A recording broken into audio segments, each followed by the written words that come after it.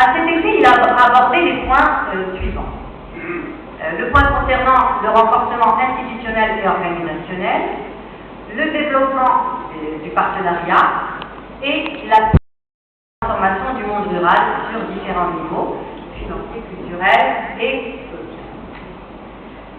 À l'issue de la présentation de M. Bahaj, les participants ont émis plusieurs interrogations, plusieurs interventions concernant leur propre expérience et l'expérience marocaine.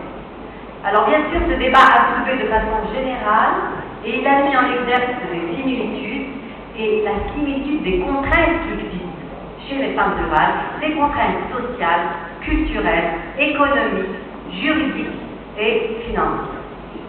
C'est ainsi que l'échange des réflexions et des idées de tous les participants s'est soldé par un ensemble de recommandations, dont voici les plus importantes. Alors, ils sont au nombre de 3, et je déclinerai vraiment les plus importantes. L'axe numéro 1 concerne le cadre normatif et référentiel approprié qui assurerait la sécurité juridique et qui garantirait les droits citoyens de la femme rurale ainsi que ses acquis sociaux, économiques et culturels. Également, la réhabilitation du statut de propriétaire, des garanties contre les catastrophes naturelles, mais aussi pour la protection sociale, l'accès aux soins, etc.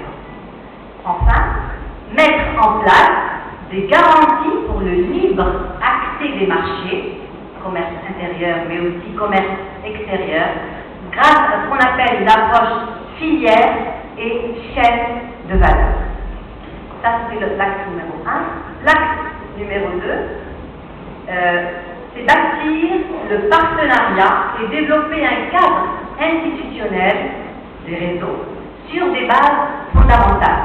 Alors, je ne vais pas tous les citer, mais en gros, inclusivité de la femme rurale, réciprocité et partage, équité et égalité des chances, complémentarité et richesse naturelle, participation, concertation, simplification des procédures et souplesse des gestions.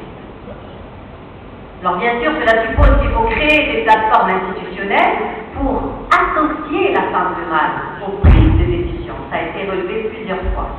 Également, mettre en place des mécanismes de suivi, évaluation, de gestion des résultats, créer des réseaux intra-régionaux, régionaux et sous-régionaux, ça a été là aussi répété plusieurs fois, voire une fédération des réseaux pour toujours la proximité de la femme rurale. Et puis bien sûr, ça a été dit aussi, développer des lobbying pour la promotion de la femme rurale, non seulement au profit des femmes, mais surtout au profit des hommes, pour les associer. Enfin, inscrire le travail des réseaux et les associations rurales dans un processus d'autonomisation à travers les outils tangibles et un soutien financier important. Je crois que là, l'autre atelier va bien le dire. C'était le deuxième axe. Enfin, le dernier axe, c'est-à-dire l'axe du système d'accompagnement, d'encadrement et de renforcement des capacités pour en faire bénéficier le réseau.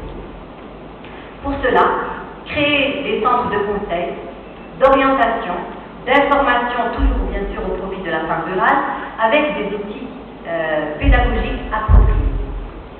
Créer également des centres d'échange d'expériences, de concertation, de capitalisation et de diffusion, appuyés bien sûr par un système d'information. Vous me direz, la femme rurale n'a pas de courant. Certes, il faut d'abord placer peut-être le courant pour pouvoir mettre en place ces systèmes, ces nouvelles technologies d'information. Enfin, promouvoir l'innovation et créer des systèmes de protection et de valorisation de la femme rurale. Toutes les créations de ces femmes doivent être protégées aujourd'hui. Enfin, dernier point, apporter un appui financier dans les domaines transversaux. C'est-à-dire qu'en fait, on implique la femme rurale via une démarche participative en partant de ses besoins, selon une logique demande, dans un processus de sélection et de décision du projet de choix, de financement, ainsi que dans l'octroi des dons et des subventions. C'est-à-dire que la femme doit être associée, la femme rurale doit être associée du début jusqu'à la fin. Enfin, mettre